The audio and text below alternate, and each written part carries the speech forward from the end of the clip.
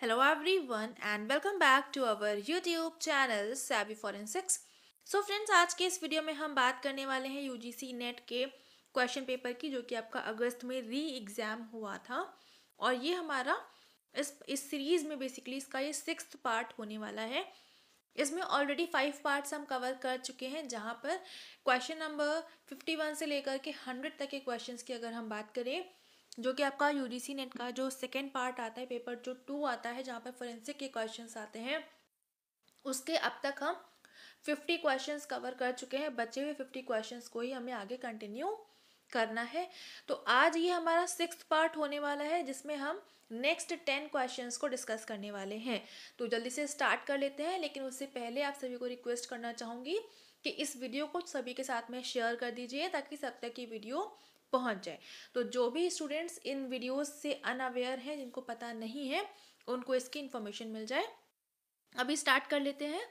और पहला क्वेश्चन आपके सामने, और इसमें पूछा जा रहा है, at the age of speech production dynamic speaker individuality include. तो जो स्पीच प्रोडक्शन जहाँ पर होता है, उस स्टेज पर जो डायनामिक स्पीकर की इंडिविजुअलिटी होती है, वो क्या इंक्लूड करती है। यानी कि कोई भी इंडिविजुअल अगर कुछ बोल रहा है, तो उसमें ऐसे कौन कौन से फीचर्स होते हैं, क्या चीज़ होती है जो कि इंडिविजुअल आइडेंटिफिकेशन करने में यूज़फुल होता है। तो यहाँ पर आपके सामने 4 ऑप्शन है, और इसमें से आपको फाइंड करना है कि क्या करेक्ट है। सबसे पहले कह रहे हैं लिस्प, जो कि फंक्शनल स्पीच डिसऑर्डर होता है।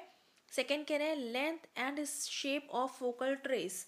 लेंथ एंड शेप, जो वोकल ट्रेस होता है, जो वो आप जैसे कुछ भी बोलते हो ना, तो उसमें कुछ पिच होती है। तो उसमें अगर हम इसके ग्राफ अगर देखते हैं, तो उसमें कुछ पीक्स बनती हैं और कुछ डिप्स बनती हैं। तो अगर चार्ट कुछ इस तरह से बन रहा है, तो यहाँ पर लेंथ या जो शेप है वोकल ट्रेस का, तो ये आपका लेंथ और शेप से आप आइडेंटिफाई नहीं कर सकते हो। जो पिच होती है, कई बार वो यूज़फुल होती है, बट कितनी लंबे लंबे सेंटेंसेस बोले गए हैं या किस तरह का है, तो ये चीज़ आप आइडेंटिफाई नहीं कर सकते, तो ये इंडिविजुअलिटी नहीं होगी। सेकेंड, अगर हम बात करें थिकनेस की, तो थिकनेस भी उतना यूज़फुल नहीं होगा, और जो लेंथ होगी वोकल होल्ड्स की, ये भी यूज़फुल नहीं होगा। जो लिस्पिंग होती है, लिस्पिंग का मतलब होता है जो कि एक स्पीच डिसऑर्डर होता है, अटक अटक कर बोलना, तो ये आपका इंडिविजुअल होता है। तो इसलिए इसको हम इंडिविजुअल कैरेक्टरिस्टिक फीचर में डाल सकते हैं। तो करेक्ट आंसर हो जाएगा ऑप्शन नंबर 1। तो लिस्पिंग क्या होती है, इसको एक बार देख लेते हैं। तो lisp is categorized as a functional speech disorder. मैं पेन का कलर एक मिनट चेंज कर लूँ। हाँ, तो ये आपका जो है फंक्शनल स्पीच डिसऑर्डर होता है, जिसमें इन्वॉल्व होता है मिस आर्टिकुलेशन ऑफ साउंड्स। यानी कि कुछ आप बोल रहे होते हैं, तो वो आप बोलना कुछ और चाह रहे होते हैं, बट जो साउंड आती है वो कुछ और आ रही होती है। तो इसमें मतलब क्या होता है, जो आपकी टंग है, वो उसकी जो पोजीशनिंग है वो उतना करेक्ट नहीं है, उसकी जो पोजीशनिंग है वो थोड़ा आगे पीछे हो रही है। तो इसमें क्या होता है कि जैसे कि आपने सुना होगा कि बहुत सारे लोग तुतलाकर बोलते हैं, यानी कि जो बोलना होता है वो वर्ड्स उतना क्लैरिटी के साथ में निकल नहीं पाते हैं, क्योंकि जो टंग होती है वो अपनी करेक्ट पोजीशन पर, मतलब बेसिकली उसकी पोजीशनिंग नहीं होती है। तो ये जो आपकी डिसऑर्डर होता है, इसको हम बोलते हैं लिस्पिंग, जो कि एक आपका स्पीच डिसऑर्डर होता है। यहाँ पर मिस आर्टिकुलेशन हो जाता है साउंड का, और यूजुअली जो एस है एंड जेड है, तो इसमें होता है जैसे कि एस अगर कोई बोलना चाह रहा होता है तो जा निकलता है, ठीक है, सा और जा। तो ये जो चीज़ें होती हैं, इनमें आपका एक्यूरेट उतना नहीं निकलता है, क्योंकि इन करेक्ट पोजिशनिंग होती है टंग की, and it occurs when the tongue is placed too far forward in the mouth, often causing the sound in place of सा साउंड। तो यूजुअली ये जो चीज़ें होती हैं, ये सा के साथ में ज़्यादा होता है। जैसे कि सा बोलना है तो जा निकलेगा या दा निकलेगा, इस तरह से रहता है। अब यहाँ पर इवन दो जो लिस्पिंग होती है, ये एक स्पीच डिसऑर्डर है। It becomes part of speakers unique sound और इंडिविजुअल स्पीच पैटर्न। तो ये जो स्पीच डिसऑर्डर है, इसी वजह से ये स्पीकर का यूनिक साउंड आइडेंटिफिकेशन या फिर इंडिविजुअल स्पीच पैटर्न के तौर पे भी ये हमको काफ़ी यूज़फुल हो जाता है। ठीक है, तो ये कुछ इंपॉर्टेंट चीज़ें होंगी। एक चीज़ और यहाँ पे जो लिस्पिंग होती है, something that can be identified by listeners as part of speaker's vocal individuality, and ये जो है पर्सन की वॉइस और स्पीकिंग स्टाइल में भी डिफ्रेंशिएट कर लेता है, और ये यूनिक भी होता है बेसिकली। और जो अदर वोकल फीचर्स होते हैं जैसे कि पिच हो गई, कैडेंस हो गया, एसेंट हो गया, तो इनकी तरह ये सिमिलर भी इसमें रहता है। अगर इंडिविजुअलिटी आप देखोगे तो ये सारी चीज़ें आप कंपेयर कर सकते हैं। नेक्स्ट क्वेश्चन की बात करें, यहाँ पर कह रहे हैं रुदेनियम टेट्राऑक्साइड, जो कि एक पाउडर होता है जो कि फिंगरप्रिंट डेवलपमेंट में यूज़ करा जाता है on range of porous, non porous and semi porous surfaces. तो जो डेवलप्ड फिंगरप्रिंट्स होते हैं वो किस कलर के होते हैं? तो यहाँ पर जो रुदेनियम टेट्राऑक्साइड है ये डार्क ग्रे कलर का विजुअलाइजेशन करता है। करेक्ट ऑप्शन हो जाएगा आंसर नंबर 1, ऑप्शन नंबर 1। ठीक है, अब यहाँ पर जो फिंगरप्रिंट डेवलपमेंट के लिए जैसे अलग अलग पाउडर्स यूज़ होते हैं, तो ये जो फिंगरप्रिंट वाला पोर्शन है ना, तो इसको मैं जल्दी स्टार्ट कर लेंगे वीडियोस में। जैसे ही पेपर आपका कवर हो जाएगा तो हम लोग जो फिंगरप्रिंट वाला पार्ट है ना उसको कवर करना स्टार्ट कर देंगे धीरे धीरे। और जितना भी आपका ये पाउडर वाला पार्ट है उसका मैं एक सेपरेट वीडियो बना दूंगी पूरा डिटेल में पढ़ने से पहले ही, ताकि अगर आपका एग्जाम उससे पहले आ जाए तो आप लोग वो लिस्ट एक बार पढ़ के चले जाइएगा, वो आपको काफ़ी हेल्प कर जाएगा, क्योंकि ये क्वेश्चंस इस तरह के हर बार एक आधे आते रहते हैं। ठीक है, अभी आगे चलते हैं। और अच्छा, ये चीज़ ध्यान रखिएगा, रुदेनियम टेट्राऑक्साइड का फॉर्मूला RuO4, ये पूछ सकते हैं क्योंकि आपने पेपर में देखा इस तरह के क्वेश्चंस काफ़ी सारे आ रहे हैं। तो ये हाईली रिएक्टिव कंपाउंड होता है जो कि बाइंड किससे करता है? फैटी एसिड से। ये काफ़ी इंपॉर्टेंट पॉइंट। और उसके अलावा जितने भी ऑर्गेनिक मेटल्स अवेलेबल होते हैं उनसे। तो ये क्वेश्चन बन सकता है कि जो रुदेनियम टेट्राऑक्साइड है डार्क ग्रे कलर प्रोड्यूस करता है फिंगरप्रिंट से कांटेक्ट में आने के बाद, तो ये कौन से पर्टिकुलर जो आपका स्वेट का पार्ट होता है उससे रिएक्ट करता है? तो ये फैटी एसिड से रिएक्ट करते हैं। ठीक है, तो ये चीज़ आपको थोड़ा सा याद रखना पड़ेगा, क्योंकि अगर आपने प्रीवियस ईयर पेपर्स को देखे होंगे तो वहाँ पर इस तरह के क्वेश्चंस आए हुए हैं। और ये क्योंकि नया एक तरह से जो केमिकल है ये फर्स्ट टाइम पूछा गया है, तो इसका किससे रिएक्शन होता है ये आपके नेक्स्ट डेफिनेटली आ सकता है। तो ज़रूर याद रखिएगा कि रुदेनियम टेट्राऑक्साइड जो है आपका फैटी एसिड से रिएक्ट करता है, और रिएक्ट करके आपका डार्क ग्रे कलर बनाता है। नेक्स्ट क्वेश्चन है question number 3, the correct sequence for tandem mass spectrometer. जो टेंडम मास स्पेक्ट्रोमीटर होता है इसका आपको करेक्ट सीक्वेंस बताना है। तो सबसे पहले अगर आपको मास स्पेक्ट्रोमीटर पता है तो टेंडम मास स्पेक्ट्रोमीटर बहुत आराम से आप फाइंड आउट कर सकते हैं। टेंडम का मतलब होता है रिपीटेशन, और मास स्पेक्ट्रोमीटर अगर आपको पता है तो जो सीक्वेंस आपका मास स्पेक्ट्रोमीटर में होगा उसी के रिपीटेशन में आप एक और सीक्वेंस लगा देंगे तो वो आपका टेंडम मास स्पेक्ट्रोमीटर बन जाएगा। और अगर आपको मास स्पेक्ट्रोमीटर का एग्जैक्ट सीक्वेंस नहीं भी पता है फिर भी आप थोड़ा सा आइडिया यहाँ पर लगा सकते हैं। कैसे? जैसे कि मास एनालाइजर 1 है और मास एनालाइजर 2 है, तो सीधी सी बात है 1 जो है 2 से पहले ही आएगा, तो ए की पोजीशनिंग ई से पहले ही होगी। कहाँ होगी एग्जैक्ट हमको नहीं पता, बट ई जहाँ पर भी आएगा वो ए के बाद ही आएगा। लेकिन जो ऑप्शन नंबर 4 है यहाँ पर ई पहले आ गया तो इसको आप हटा दो, बाकी सब में ई जो है ए के बाद में है। ठीक है, इतना तो हमको समझ में आ गया। अब इसके बाद में अगर हम देखें बचा क्या क्या है हमारे पास, डिटेक्टर है, आयन सोर्स है और इंटरेक्शन सेल है। तो ये भी आपको समझ में आना चाहिए। डिटेक्ट करने से पहले जो भी हमारे पास सैंपल होगा उसको आयन सोर्स के साथ में हम रिएक्ट कराएंगे तभी ना हम एनालाइज वगैरह करेंगे, आगे का काम करेंगे। क्योंकि डिटेक्टर जो हो गया, मास एनालाइजर हो गया, ये सारा तो बाद का प्रोसीजर हो गया। तो सबसे पहले जो स्टार्टिंग होगी वो आयन सोर्स से होगी, इतना भी आपको समझ में आ रहा होगा। तो जहाँ पर ए से स्टार्टिंग है वो भी आप हटा दीजिए, तो सेकेंड ऑप्शन भी चला गया। अब आपके पास केवल 2 ही ऑप्शंस बचे हैं, इनको आपको चेक करना है। तो सबसे पहले आपका आयन सोर्स आ गया, आयन सोर्स के बाद में आपका मास एनालाइजर 1 आ गया। मास एनालाइजर 1 के बाद में आप जो ये इंटरेक्शन सेल है ये लगाएंगे, एंड देन आपका सेकेंड एनालाइजर लगेगा मास एनालाइजर 2, और फिर लास्ट में आप डिटेक्ट करोगे तो डिटेक्टर आपका लास्ट में आ जाएगा। तो करेक्ट सीक्वेंस हो गया DACE एंड B, यानी कि ऑप्शन नंबर 3। जो थर्ड ऑप्शन है ये आपका करेक्ट आंसर हो जाएगा। तो थोड़ा बहुत से आप लॉजिक लगाओगे ना तो आप आंसर तक पहुंच सकते हैं। पढ़ा है तब तो आप डेफिनेटली आंसर कर पाओगे, बट अगर नहीं आप पढ़ के गए हो और कोई ऐसा क्वेश्चन आपके सामने आ गया है तो थोड़ा बहुत लॉजिक लगा के भी आप आंसर तक पहुंच सकते हैं। ठीक है, अब यहाँ पर अगर हम बात करें टेंडम मास स्पेक्ट्रोमीट्री की, तो इसको MS/MS या फिर MS² भी कहते हैं। क्यों? क्योंकि यहाँ पर जो मास एनालाइजर है वो रिपीटिशन में यूज करे जा रहे हैं। यूजुअली मास स्पेक्ट्रोमीटर में सिर्फ एक मास एनालाइजर होता है, बट क्योंकि ये टेंडम मास एनालाइजर है इसलिए यहाँ पर दो मास एनालाइजर सीक्वेंस में यूज करे गए हैं, तो इसीलिए आपका ये हो गया टेंडम मास स्पेक्ट्रोमेट्री, जिसको हम MS/MS या फिर MS² भी कहते हैं।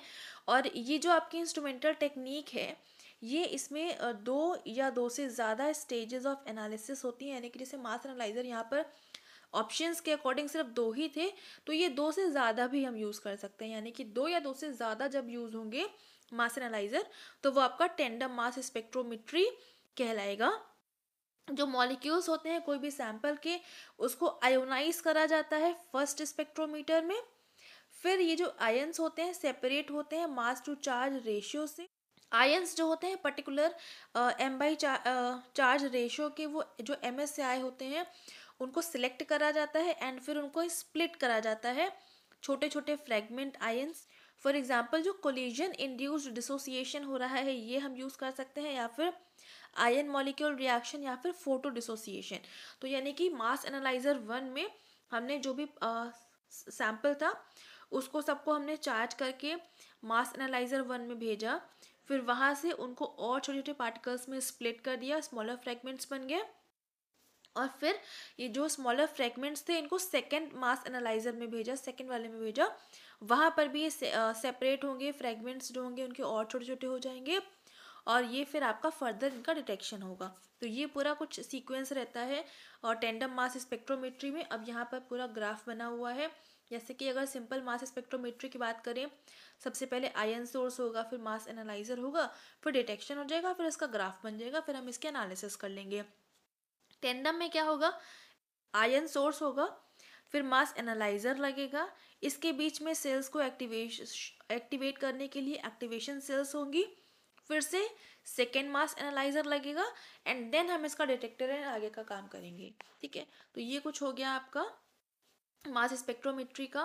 फोर्थ क्वेश्चन की अगर हम बात करें तो यहाँ पर लिस्ट है, दो लिस्ट है, लिस्ट 1 लिस्ट 2, आपको इसको मैच करना है, और ये सारी ही चीज़ें मैंने पढ़ा रखा है आपको।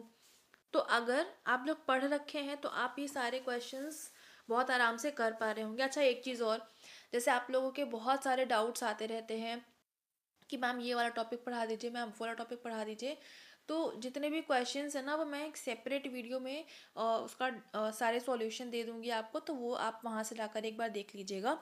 आज से कल तक वो जो वीडियो है वो आपका अपलोड हो जाएगा।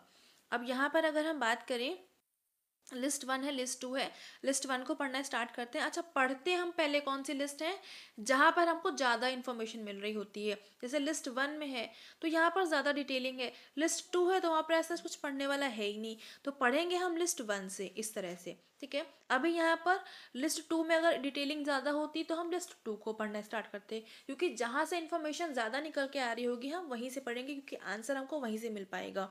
तो लिस्ट 1 को अगर हम पढ़ें तो यहाँ पर कह रहे हैं the efficiency of shape of projectile to overcome the air resistance. उसके बाद में सेकेंड में कह रहे हैं the index of the ability of the projectile to overcome air resistance. पहले वाले में एफिशिएंसी की बात हो रही थी, सेकेंड वाले में इंडेक्स की बात हो रही है। थर्ड में क्या लिखा हुआ है, projectile changing their direction after striking the surface at the low angle. तो ये तो बहुत ईजी है, सबको पता होना चाहिए, क्योंकि जब भी आप बैलिस्टिक्स पढ़ते हो तो उसमें एक टर्म ऐसा आता है जो आपको डेफिनेटली पढ़ना ही पढ़ना होता है, और वो पढ़ते हैं आप, और बहुत इंटरेस्टिंग सा भी ये लगता है। ठीक है, तो जो सी है इसमें कह रहा है कि जो प्रोजेक्टाइल है, जैसे कि प्रोजेक्टाइल आपने फायरिंग करी इसकी, अब ये मान के चलिए कोई भी चीज़ थी उससे टकरा गई, और टकरा के ये अपने पाथ से डेविएट कर गई। ठीक है, अब ये जो इसमें पाथ में डेविएशन हुआ है इसके, यानी कि इसको ऐसे जाना था और ये पाथ में टकराने की वजह से ऊपर को निकल गई। तो यहाँ पर जो डेविएशन हुआ है इसके पाथ में, ये आपका कहलाता है रिकोचेटिंग, रिकोचेटिंग ऑफ बुलेट। तो सी की पेयरिंग हो गई 4 के साथ में। अब जहाँ जहाँ पर भी C4 नहीं है आप उसको हटा दो, तो सेकेंड ऑप्शन चला जाएगा, थर्ड ऑप्शन चला जाएगा। अब आपको सिर्फ ए और बी को चेक करना है क्योंकि डी का पेयरिंग सिर्फ 1 के साथ में दिया हुआ है। तो अब यहाँ पर आपको इतना तो मिल गया कि जो बी है ये 4 से पेयर कर रहा है और जो डी है ये 1 से है। अब यहाँ पर अगर हम एफिशिएंसी की बात करते हैं तो जो एफिशिएंसी होती है शेप ऑफ प्रोजेक्टाइल की रेजिस्टेंस को ओवरकम करने की, ये आपका फॉर्म फैक्टर कहलाता है। और यहीं पर अगर हम इंडेक्स की बात करें तो ये आपका बैलिस्टिक्स कॉफिशिएंट कहलाता है। तो A2B3, तो करेक्ट ऑप्शन हो जाएगा, आंसर जो इसका हो जाएगा वो हो जाएगा ऑप्शन नंबर 1। ठीक है, अब चलते हैं आगे। और यहाँ पर सब कुछ लिखा भी हुआ है। फॉर्म फैक्टर क्या है? फॉर्म फैक्टर एक तरह का डायमेंशनलेस नंबर होता है और इसका हम यूज़ करते हैं एक्सप्रेस करने के लिए जो भी प्रोजेक्टाइल इन्फ्लुएंस हो रहा है उसका शेप को एक्सप्रेस करने के लिए, जो ड्रैग फोर्स एक्सपीरियंस हो रहा है प्रोजेक्टाइल के द्वारा फ्लाइट के टाइम पर, अपने पाथ को ट्रैवल करने के टाइम पर, तो वो आपका कहलाता है फॉर्म फैक्टर। बैलिस्टिक कॉफिशिएंट जो है एक तरह का मेजर होता है प्रोजेक्टाइल की एबिलिटी को मेंटेन करने के लिए, उसकी वेलोसिटी को मेंटेन करने के लिए, एंड जो ट्रेजेक्ट्री होती है बाय ओवरकमिंग एयर रेजिस्टेंस, तो ये सब कुछ मेजर करने के लिए आपका बैलिस्टिक कॉफिशिएंट यूज़ होता है। रिकोचेट बता ही दिया और इग्निशन टाइम, तो ये आप थोड़ा सा इसको रीड कर लीजिएगा, बाकी जो समझाया था वही सारी चीज़ें हैं। फिफ्थ क्वेश्चन की बात करें, यहाँ पर भी आपका लिस्ट 1 है, लिस्ट 2 है और ये भी काफ़ी इजी क्वेश्चंस में से एक है। यहाँ पर आपकी लिस्ट 1 में कौन कौन स्कल सूचर्स दिए हुए हैं और जो लिस्ट 2 है यहाँ पर फीचर दिए हुए हैं, तो ये आपको मैच करना है। और लिस्ट 2 अगर पढ़ना स्टार्ट करें तो यहाँ पर कह रहा है कि यूनाइट करता है फ्रंटल बोन को with parietal bone. Frontal bone यानी कि जैसे अगर स्कल की बात करें तो ये आपकी फ्रंटल बोन है। एक सेकेंड, होल्ड ऑन।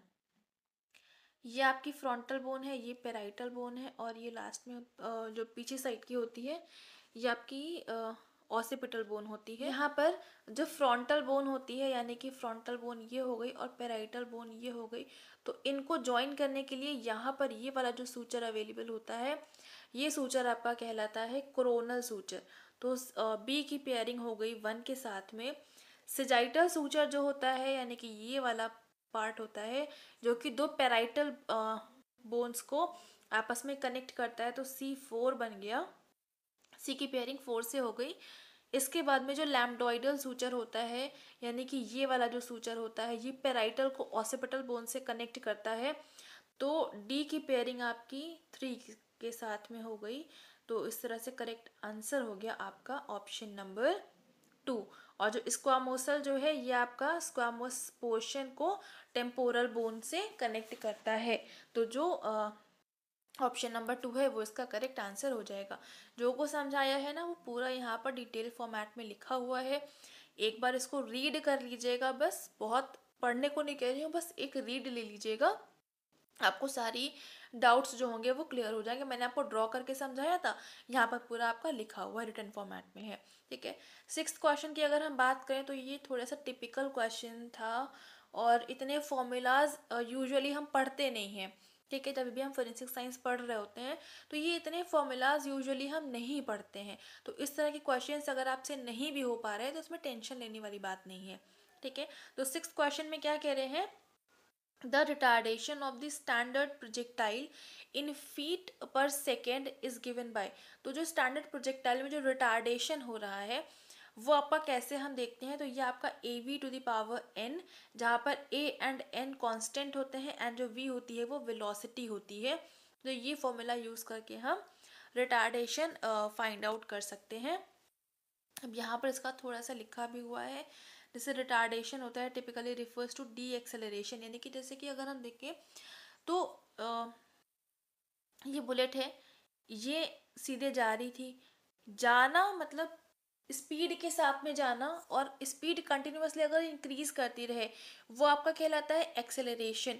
बट ये प्रोजेक्टाइल है और इसमें एक एयर का ड्रैग रेजिस्टेंस लगेगा, यानी कि इसमें इसके जो स्पीड है उसमें थोड़ा सा रुकावट आएगी एयर की वजह से, क्योंकि एयर जो है रेजिस्टेंस क्रिएट करेगी। तो इसका जो पाथ होगा, मतलब जो इसकी स्पीड होगी वो धीरे धीरे कम होगी due to air drag resistance. तो ये जो स्पीड कम हो रही होती है यही आपका कहलाता है रिटार्डेशन, यानी कि निगेटिव एक्सेलरेशन या फिर स्पीड में कमी होना, ये आपका रिटार्डेशन कहलाता है। और इसी को अगर आपको फाइंड आउट करना है तो इसके लिए एक फॉर्मूला रहता है AV⁴n। ये फॉर्मूला आप यूज़ करते हैं जहाँ पर v जो है वेलोसिटी है और ये जो n होता है ये कांस्टेंट रहता है, a जो है ये भी कांस्टेंट होता है। तो अब यहाँ पर जो a और n होगा वो आपको वैल्यू दी जाएगी और वही फॉर्मूला में पुट करके आपको निकाल लेना पड़ेगा। तो इस तरह से रहेगा। अब यहाँ पर जो ड्रैग फोर्स होता है जो कि रिटार्डेशन क्रिएट करता है और often modelled as being proportional to the square of the velocity of classical mechanics. तो ये थोड़ा सा ना डिटेल में है, इतना डीप में जाने की ज़रूरत नहीं है, बस आप सिंपल सा फॉर्मूला याद रखो। आप चाहो तो पढ़ लेना, बट इस तरह से इतना नहीं जाते हैं क्वेश्चंस में, इतना नहीं पूछा जाता। 7 की बात करें तो यहाँ पर कह रहे हैं the process of making out what is illegible और what has been effaced is known as. तो ऐसी कौन सी प्रोसेस है जो कि इलेजिबल यानी कि पढ़ने लायक नहीं होना, मतलब कुछ भी अगर लिखा हुआ है तो वो आपको समझ में नहीं आ रहा है, या इफेज्ड है वो चीज़, तो उसको हम क्या कहेंगे, तो वो हो जाएगा डेसिफरमेंट। किसी चीज़ को छुपाना जो कि हमको क्लियरली विजिबल नहीं है, तो वो आपका हो जाएगा डेसिफरमेंट। डेसिफरमेंट का मतलब क्या होता है वो यहाँ पर लिखा हुआ है, कोई भी जो चीज़ है उसको प्रोसेस ऑफ इंटरप्रेटिंग और decoding something that is unclear, illegible और partially erased such as faded handwriting, old manuscript और डैमेज्ड डॉक्यूमेंट्स। तो कोई भी चीज़ जो कि फेडेड है, क्लियरली विजिबल नहीं है, पढ़ने लायक नहीं है, समझ नहीं आ रही है, अनक्लियर है, तो उसको सबको इंटरप्रेट करना या डिकोड करना कहलाता है आपका डेसिफरमेंट। ठीक है।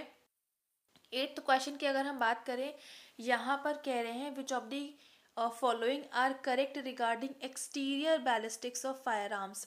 तो जो फायर आर्म्स में एक्सटीरियर बैलिस्टिक्स होती है उसके रिगार्डिंग यहाँ पर 4 ऑप्शन दिए हुए हैं, इनको पढ़ के बताना है कौन कौन से सही है कौन से गलत है, और फिर यहाँ पर आपको आंसर मार्क करना है। अच्छा, यहाँ पर अगर हम एक एक करके पढ़ना स्टार्ट करें ना, तो ए में कह रहा है कि जो ड्रिफ्ट होती है ये साइडवे शिफ्ट कर जाती है प्रोजेक्टाइल की, एंड ये बेसिकली क्यों होती है, स्पिनिंग ऑफ द प्रोजेक्टाइल की वजह से। तो ये बात सही है कि जो स्पिनिंग होती है उसकी वजह से जो प्रोजेक्टाइल है उसमें साइडवे शिफ्ट हो जाता है जो कि ड्रिफ्ट होता है, तो ये ए सही हो जाएगा। स्पेसिफिक ग्रेविटी की अगर हम बात करें, बी में कह रहा है तो लेड की स्पेसिफिक ग्रेविटी 10.9 नहीं होती है, ये गलत हो जाएगा। सी में कह रहे हैं base drag interaction of air and metal molecules, तो ये भी सही नहीं है। मेटल मॉलिक्यूल्स और एयर के रेजिस्टेंस की, एयर में इंटरैक्शन की वजह से बेस ड्रैग लगता है, तो ये ऐसा नहीं होता। डी में कह रहा है firing at an angle elevation में, हाँ ये बात सही है कि अगर किसी एंगल पे बना के आप फायरिंग करते हैं तो वो सेफ जोन होता है ट्रेजेक्ट्री का, तो डी भी सही हो जाएगा। तो ए एंड डी दोनों ही करेक्ट है। ऑप्शन नंबर 3 जो है इसका करेक्ट आंसर हो जाएगा। अब यहाँ पर देख लेते हैं जो ड्रिफ्ट होती है किसी भी प्रोजेक्टाइल की, जिसको हम कोरियोलिस इफेक्ट या फिर स्पिन ड्रिफ्ट कहते हैं। ये नाम अच्छा बहुत इंपॉर्टेंट है जो कि हाईलाइट भी हो रखे हैं स्लाइड में, अच्छे से ध्यान दीजिए।